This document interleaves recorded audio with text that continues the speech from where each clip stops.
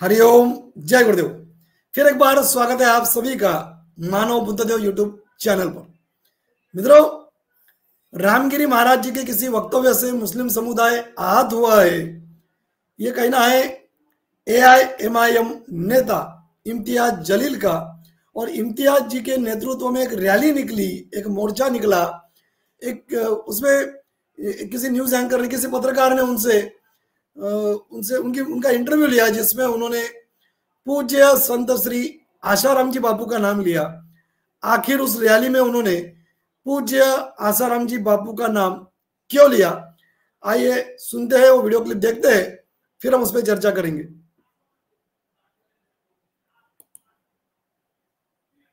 ये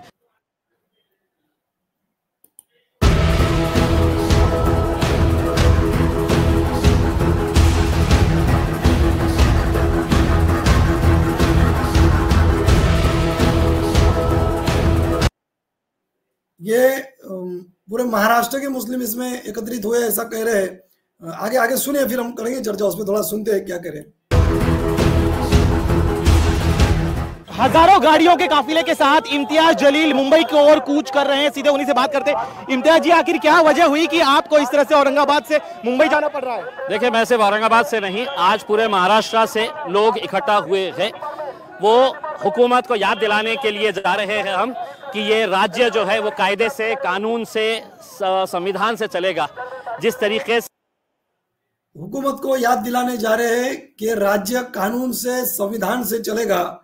इम्तियाज जलील जी अभी महाराष्ट्र में ही नहीं, देश में और भी कई जगह गणेश विसर्जन की शोभा यात्रा पर पत्थरबाजी की गई। मैं नाम लो कुछ विदर्भ के, तो जलगांव, जामोद, आकोट, शेगांव और बाहर भी कई जगह महाराष्ट्र में और भारत में ये जो पत्थरबाजी हुई है, ये किसने की? गणेश विसर्जन शोभा यात्रा पर। क्या संविधान इसको मंजूरी देता है? क्या संविधान में यह अधिकार दिया गया है कि किसी धर्म के शोभा यात्रा पर, किसी देवी देवताओं की मूर्ति पर आप पत्थरबाजी कर सकते हैं? इसका तो कहीं आपने विरोध नहीं किया। जलील जी, इम्तियाज जी, सुनिए आगे। पूज्य संत श्री आसाराम जी बापू का नाम इन्होंने किस तरह लिया है, सुनिए। से जाति, धर्म और मजहब के नाम के ऊपर गंदी घटिया राजनीति खेली जा रही है। स्टेज के ऊपर खड़े रह के मुसलमानों को गाली दी जा रही है, हमारे धर्म के ऊपर गाली दी जा रही है। कोई कार्रवाई नहीं हो रही है, पुलिस खामोश बैठी हुई है, सरकार प्रशासन है तो इसको बढ़ावा दे रही है। और अफसोस के साथ कहना पड़ रहा है कि अदालतों से जो उम्मीद थी कि अदालत ने इसके बारे में कोई सख्त रवैया अपनाना चाहिए, वो भी जब खामोश नजर आ रहे हैं, तो हमें मजबूरन सड़क के ऊपर उतर के हमें कहीं ना कहीं सरकार को जगाने के लिए हम जा रहे हैं, उन्हें संविधान की कॉपी देने के लिए जा रहे हैं। आप कह रहे हैं सरकार को जगाने जा रहे हैं, उनको संविधान की कॉपी देने जा रहे हैं। बताइए मित्रों, आप कमेंट करके बताइए, क्या हिंदुओं के साथ अन्याय नहीं हो रहा है इस देश में? ये बात कर रहे हैं कि अदालत भी मुस्लिमों के साथ कहीं ना कहीं अन्याय कर रही है। बताइए, हिंदू संत हमारे आसाराम जी बापू 11 वर्षों से कारागृह में है, जिनको कई मुस्लिम भी मानते हैं। और आगे आप सुनिए बापू जी के बारे में इन्होंने क्या कहा। मैं ये नहीं कहूंगा कि ये मुस्लिम है इसलिए ऐसा कह रहे हैं। हिंदुत्व के प्रति कहीं ना कहीं इनके मन में नफरत दिखाई दे रही है, हिंदू सनातन धर्म के प्रति। लेकिन एक कड़वा सच है, बहुत बड़ा कड़वा सच मैं आपको अभी बताऊंगा। आगे सुनिए पहले क्या कह रहे हैं इम्तियाज जी। को जगाने के लिए जा रहे हैं, लेकिन आप बताइए, आखिर इतना बड़ा हजारों गाड़ियों का काफिला आप अरेंज कैसे कर पाए? कितना समय आपको लगा? किन किन संस्थाओं से आपने बात की? मैंने सिर्फ एक प्रेस कॉन्फ्रेंस के अंदर ऐलान किया था कि अब हम मुंबई की तरफ चलेंगे करके, और उसके बाद कहीं पर मुझे कोई मेहनत करने की जरूरत नहीं पड़ी। आज आप देखेंगे इतना सारा हुजूम जो है वो इस बात की गवाही दे रहा है कि लोगों के अंदर कितनी नाराजगी है। क्या ये देश, क्या ये राज्य गुंडागर्दी के हिसाब से चलेगा कि कोई कुछ भी कहेगा और हमने खामोश बैठ के सुनते रहना चाहिए? पुलिस ने खामोश। वाह, सुनिए कितना। चलिए, इस पर और अधिक विस्तार नहीं करूंगा, लेकिन एक बात मैं जरूर कहूंगा कि उन्होंने एक प्रेस कॉन्फ्रेंस ली और देखिए कितना हुजूम हुआ। उन्होंने भी बताया ना कितने लोग इकट्ठा हो गए, कितने लोग अपनी गाड़ियों को लेकर, अपने वाहन को लेकर उनके साथ मोर्चे में शामिल हो गए, रैली में शामिल हो गए। क्या, मेरा सवाल हिंदुओं से है, क्या हम इस तरह कभी संगठित हो पाते हैं? कितना मुश्किल होता है हिंदुओं का संगठन। अभी गणेश विसर्जन में देख लीजिए आप, कोई तैयारी नहीं, कुछ भी नहीं, सावधानी नहीं, कुछ नहीं। पत्थरबाजी की तो पुलिस भी, आप समझ सकते हैं कि पुलिस भी कुछ नहीं कर पाई कई जगह, और हिंदू तो प्रतिकार कर ही नहीं सके, क्योंकि कोई उनके पास तो रैली में जब अचानक से पत्थरबाजी हो जाए, तो गणेश विसर्जन की रैली में कोई तलवारें तो थी नहीं, कोई पत्थर तो एकत्रित किए हुए थे नहीं। बताइए, अभी इनको सुनिए क्या कह रहे।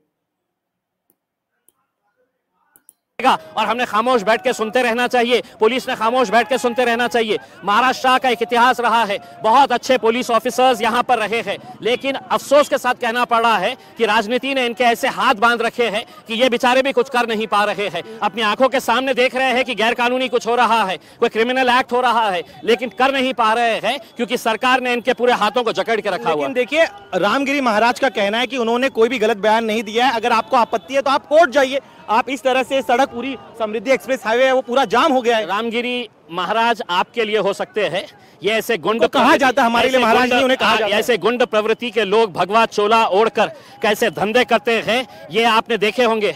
आसाराम बापू के सामने है तो पैरों के ऊपर पड़े रहते थे, लोटांगन करते थे, आज जेल में पड़ा हुआ है। ये भी जो है ये एक घटिया किस्म का आदमी है जिसकी मानसिकता घटिया है, और प्रवचन के दौरान इंसान ने इंसान की हैसियत से कैसा जीना चाहिए करके ये बताया जाता है। तुम्हारा धर्म खराब।